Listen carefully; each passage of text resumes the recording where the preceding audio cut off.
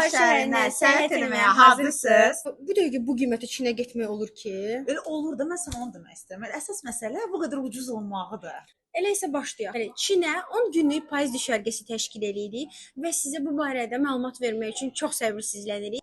Təsəvvür edirsiniz, aeroportda qarşılanma, yataqxana və bütün Çinin Çəndu şəhərini, maraqlı yerlərini gəzdirmək. Bütün ətraflı məlumat üçün mənə və Sona xanıma yaza bilərsiniz. Amma gəlin bir neçə dənə məlumat verək, ən maraqlı haralara gedirik. Okay. Birinci Pandalar vadisinə gedirik. Orada biz pandalara yaxından baxacağıq. İkinci Elmi Texnoloji Parka gedirik və orada biz hətta robotları, AI ilə, süni intellektlə işləyən robotları da görəcəyik.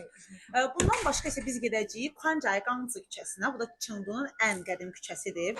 Nəinki bu yerlər, digər bütün yerləri biz sizə açıqlamada yazacağıq. Yeganə sizə bir dənə bilet lazım olacaq. Yeməklər də çox ucuzdur. Bəli, çünki bufet açacaqlar. Bufetdə yeməklər özün bilirsən necə olur. Porsiyalar yadındadır da. Porsiyalar çox yekədir. Yəni düşünün ki, biz 2 manata, 3 manata nə boyda yeyirdik, yəni kökəlib qayıtmışıq. Mən valideynlərin danışına deyirdim ki, Leyla, 10 manat bir günə oturduk yeməklərə bəsdir. Düzdür.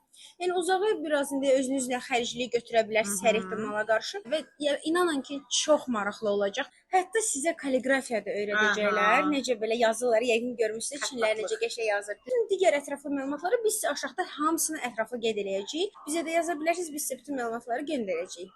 Gəlin Çini bir yerdə kəşf edək.